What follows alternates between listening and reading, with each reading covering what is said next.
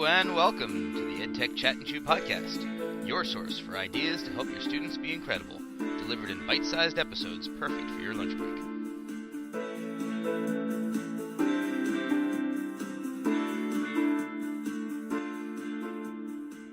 Welcome everyone, it's EdTech Chat and Chew week number 3, and we are excited to have you join us this week.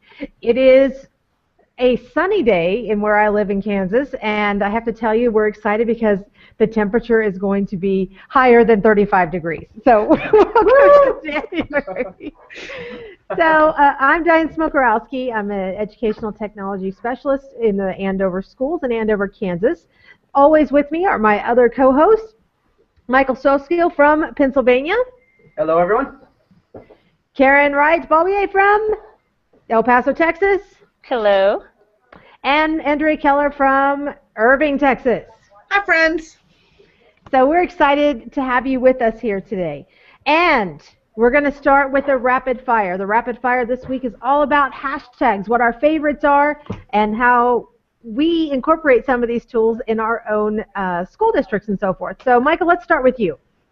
Yeah, there's a couple of hashtags that I follow, but some of the ones that have been most exciting for the people that I'm working with lately are iPad Ed, hashtag iPad Ed, which is all about how to use iPads in education, and also the different grade level hashtags. Since I'm in an elementary school and I work with kindergarten through 5th grade teachers, first chat, second chat, third chat, all of those hashtags, teachers love them and seem to follow them and get great ideas, and that leads to a lot of good discussions in our building. Excellent. Karen? Well, since I'm still kind of feel like a Twitter newbie here, I have to explain real quick. A hashtag is basically a pound sign, and I didn't get that at first. So it's pound sign. And so some of the things that I follow are EdTech, hashtag EdTech, and iPad Ed. And one of the things I'm really excited about that I found is hashtag comments for kids with no spaces, of course, because that's a nice space where teachers can post some of their student products, and other educators will go out and make comments and leave comments for them. So of course, then now their project is open to the entire world versus just their classroom, and I love that hashtag. And lastly, I have to say this, that if there is a hashtag that is tied to any of my campuses, that's another one that I like to follow because it helps me kind of stay in connection with my campuses and what's happening there. Fantastic. Andrea? It's so hard because I have quite a few hashtags that I follow, but I also participate in some chats. But one that I'm really big on right now is wait for Karen to one of my big ones right now is 500 in 2014, where there's a lot of teachers and administrators and people all over the world that are trying to do 500 miles in 2014. Math Minds and Principal EL started that up, and it kind of goes with Run Teacher Run. But I also, as I follow, I do some chats like DIN Chat, which is Discovery Education Network. They're on Thursday evenings at 8 o'clock Eastern Time, but I follow probably about 20 different hashtags that I always have going. But I do try to participate in some of the Twitter chats that happen using those hashtags. Fantastic. Yeah, great. So how about you, Diane? You know, my favorite one is Global Classroom, and that chat is on Saturday nights in America, and it's usually a big international audience, and it's about classrooms that are trying to connect around the world to learn together. And the first time I jumped into that Twitter chat, and if any of our audience people have never been a part of a Twitter chat, I'd highly recommend you exploring. And even if you don't participate the first time, just lurk in there and see what goes on. I don't think it'll take long that you'll want to jump in and be a part of it. But the first one I jumped in on was a group of teachers, one from Australia, one was in China, and one was in Canada. And the four of us started talking about why is it important to connect our kids around the world. I was hooked in seconds. So definitely that's one of my favorite ones. I also follow Skype Classroom quite a bit to see what other projects that my kids can join in. Mm-hmm. Yeah, that's great. And what you were saying before about how sometimes it's scary, I know the whole concept of Twitter is a little bit scary for teachers at first if they've never used it before. And what I found in my own school is people were hesitant to sign up for Twitter because they thought it was, checking up on Lady Gaga and Justin Bieber. They didn't see how it could be used in education. And once I introduced them to TweetDeck and the concept of hashtags and how you can lurk at first in order to get comfortable with the platform and see how it's being used. TweetDeck is a great way to be able to take those hashtags and just see what other people are saying.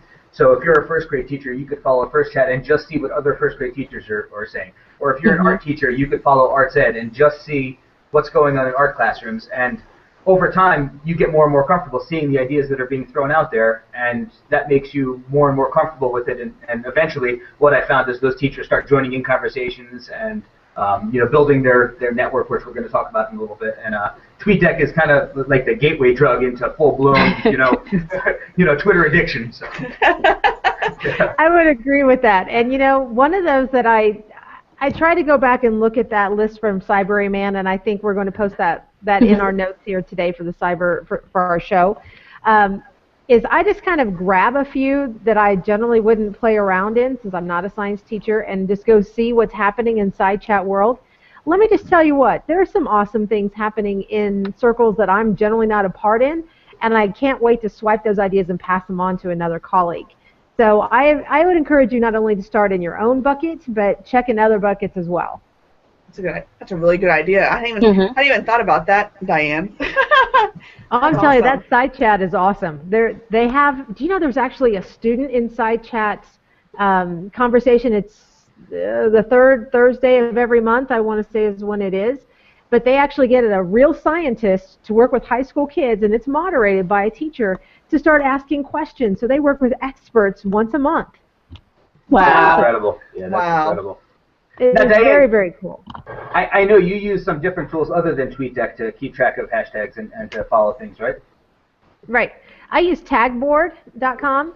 What I like about that is if I plug in the hashtag, it will create, I won't say it's a magazine, but it does create little boxes of all of the tweets so that it spreads them across and down the page versus one long strand.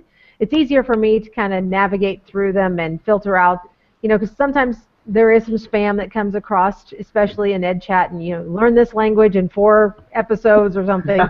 You can kind of jump over those and get to the meat of what's there. But Michael, you were talking about Flipboard though, and that's a great tool to use.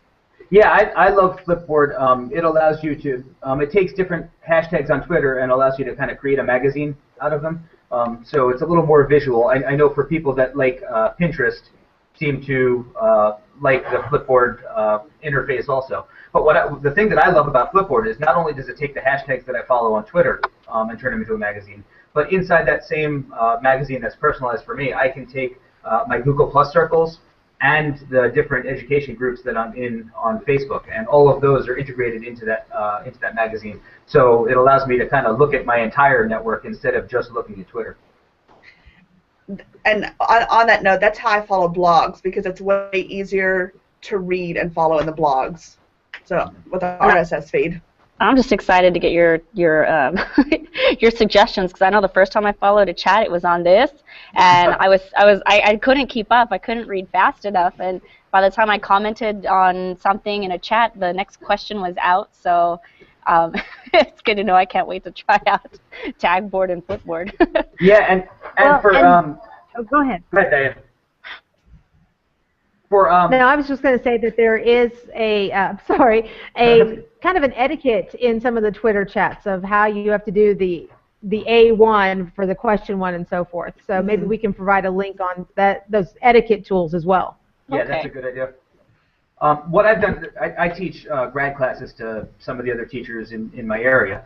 And one of the things that I've incorporated into those grad classes is Twitter chats once a month for just the people in the class. So there's only 10 of us usually, and then we invite other people in. But what that does is, Karen was mentioning how sometimes if you get into EdChat and there's 500 people there, it goes so quick and you can't follow it, and it's almost it's like going swimming in a rushing river for the first time and you get washed down, and it's a little scary to do. But when that rushing river is just a little stream and you can dip your toe in and try it out and see how it is, it works pretty well. So if there's anyone that's interested in chatting for the first time in a small group, what I'll throw out is our hashtag for our grad classes is WA chat for Wallenpaupack area. And anyone who's wanting to just kind of test the Twitter chat waters out is welcome to join us, and I can post when our next chat is for anyone that's wanting to do that. And I also recommend. Well, maybe we should have one just for our team here, for our group, for our followers to have one someday. Yeah, that would be an awesome. We'll have to come up with a hashtag. Maybe let's see, ETCNC or something. Hashtag in time, because if you look on that fantastic list by Cyberman, it's a pretty impressive amount of people that chat at certain times. But that's why I like just having like a chat that I use often, like maybe the ITS newbie chat or like Techlandia chat or something like that. Mm-hmm. I just still shoot something out because I know or SPED chat is a big one. I don't necessarily participate in the SPED chat, but I know that I probably want to follow the people that are on SPED chat, so I just keep that tab open and kind of see what they're talking about. Right. Mm-hmm. So. Excellent plan. Okay, PLNs. Let's switch over to that, Michael. Yeah, and I think that's a great segue from what Andrew was just saying about how to build your Twitter PLN by following some of those hashtags and seeing the people that are throwing out good ideas. So if you're a special ed teacher and SPED chat is something that you have open on your TweetDeck, and you see that there's a couple of people who are constantly throwing out good ideas, you can build your network that way. And no matter where you build your network, and I happen to use Twitter and Facebook for the most part now, but there was a time when Plurk was the site that I use most often, and it kind of moves around. But it's so important to get a view outside your district of what's going on, because we live in a time where the internet makes communication possible in ways that it never was before. And when education is changing so rapidly, only having the point of view of the people that are in your geographical area and in your building is no longer enough information for you. And so you've got to look for ways to expand that. And Twitter is one great way of doing it, but there's plenty of others also. Andrea, what do you say? Well, like I said, I completely agree with Michael, though. That's how I started. I'd start out with very few followers, and I'm like, oh, I'm just going to kind of test the water to see, because I always went to conferences, and I met all these great people. But, you go to conferences, and then you're like, oh, yeah, how do I remember you? So I start introducing myself almost with my Twitter name or Plurk name, and I always try to write that also on my my badge, so that way I know that if I go up to somebody, I can automatically add them to my PLN and connect with them later. So there's just so many different ways to do it. And what's nice about Twitter, though, too, is that if you're kind of a shy person, you can be shy on Twitter and still make a huge impact, because you don't have to necessarily talk to somebody, or you can do it just in a different kind of way. Karen. Okay, so I'm really shy in real life, even if you can't tell. I'm pretty shy. So when I went to TCEA last year, I was kind of a wallflower, and I sat down with someone who actually talked to me about Twitter and how to use it. And at that point, it was too late for me to collect a lot of people there at TCEA. And then I went off to Podstock this last summer. I thought, all these people I meet, I don't want to lose, touch with them. I want to keep learning from them. And so that's when I started doing what Andrea was saying. Hey, my name is Karen. What is your Twitter handle? I'd like to follow you. And that way I could keep in touch with them. So now when I go back this summer, it's going to be like a reunion, but I kind of know what's been going on, and I can be involved in the conversation instead of feeling like I don't know what to say. So that really helped me, just meeting people, giving them my handle, following them, and then following the people they follow. A lot of stalking there going on. But just meeting these amazing people. And what the neat thing about Twitter is you can send a message to somebody, and usually, even if they're a really big name, like some people that I just idolize, that I just think are amazing and doing great things, they'll answer back. They'll build relationships with you. I found that you can send a message to an author, and sometimes they'll answer you back too. So it's just become just this amazing place of learning for me. And again, I've been collecting people, and slowly people are following me, trying to add to the conversation myself. And it's definitely a great place to learn outside of, especially when you feel like you're a loner in your district or in your school, and you feel like nobody is excited about what you have to say or share. It's a great place just to meet people who are excited about what you're excited about, too. Mm-hmm. It definitely brings you into a circle of friends, more or less. Yes. And yes. You're not alone. And I think it's important to say that the four of us became friends through a network. Yes. Mm-hmm. Yeah, absolutely. I think Diane, you're the only one that I've actually met face to face out of the three of you. But I've been networking with all of you for years in some cases. And even before we met face to face, you feel like you know someone just because of the ideas that you've shared over that time. Exactly. And we've talked about Twitter a lot, though, and Twitter is a great, fantastic place, but a lot of people feel more comfortable on Facebook, and there's tons of different Facebook pages that you can go like and then carry on a conversation and meet people that way, too, and build that way also. Sure. Very, very true. Okay, before we do our final wrap-up, because we're about out of time, we have some big news about one of our own here. Andrea, you want to tell the big news? Well, actually, don't we kind of have two, actually? Because Let's share it. Yes. Okay. Well, I believe that Karen is up for ITS of the Year for TCA, which is Texas Computer Education Agency. So she's one of the 3 finalists. Yay! We'll find out next month. And then Mr. Michael has a huge, huge award, but I don't want to say it wrong, though. So, Michael, tell us about it. Yes, a couple of weeks ago it was announced that I'm going to receive the Presidential Award for Excellence in Math and Science Teaching, which is it's kind of the Nobel Prize for Math and Science teachers in the United States. So I'm pretty excited. We're awesome. Excited for you. We're excited for you. I am just so excited about that. Awesome, you surround yourselves with great people and great things happen. That's how it works. And so we're excited to have both of you into this group. Andrew and I. Before we cut off, and I don't want to speak for Karen, but I think she probably feels the same way. There is no way that I could have received that award or even been up for it if it wasn't for the ideas that I stole from other people in my professional learning. I think and from the support of the PLN as well, Absolutely. Just to keep you going when you're, you feel like, well, I'm not sure, just to say, yeah, you can do it. Just that whole support group. Most definitely. Even when I won Kansas Teacher of the Year, the projects that I wrote in my essays all came from networked pieces. So, right. Yes. And Andrea is also one of the 20 to watch from NSBA. And I'm sure your paperwork all went from there as well, from a network. It did actually, yep, it sure did. So you have to surround yourselves with friends. Okay, one last little bit. What's for lunch today? Karen?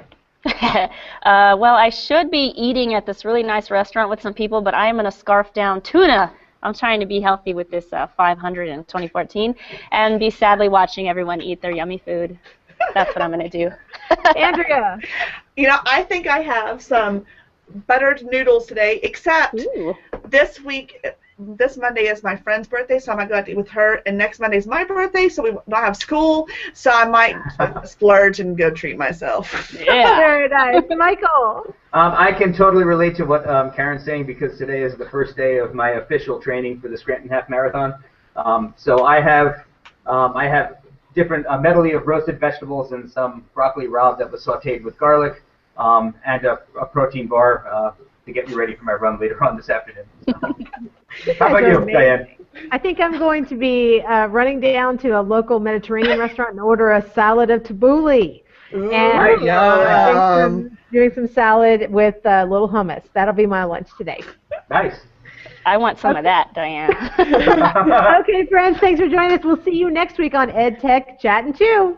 Bye. Bye-bye. Thanks for joining us for EdTech Chat and Chew this week. We love getting together to learn from each other, and we're happy that you were able to spend a little bit of your time with us today. You can make sure that you don't miss an episode by subscribing to the podcast on iTunes or to our YouTube channel. If you enjoy the podcast and you got a few good ideas today, please take a second to leave us a review on iTunes. Leaving a review is a great way to let others know about the show. Show notes and more information about topics from today's episode can be found on our website, edtechchatandchew.weebly.com. If you have questions for us, or would like to give us some feedback, drop us an email at edtechchatandchew@gmail.com. We'd love to hear from you, and we'll try and get your questions answered on future shows. On behalf of the podcast team, I'd like to wish you a week filled with all the amazing things that make teaching the greatest job in the world. Make sure to join us next week when we share a great global collaboration opportunity that we're very excited about. See you next time. Until then, keep on learning.